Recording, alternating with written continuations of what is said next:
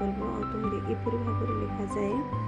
हे मोहर धर्मस्वरूप परमेश्वर मु डाकिले मते उत्तर दियो। संकट थिबा समय तुम्हें मत प्रशस्त स्थान देछ।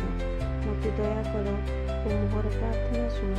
हे मनुष्य संतानगण केते काल मोहर गौरव अपमान परिणत होब।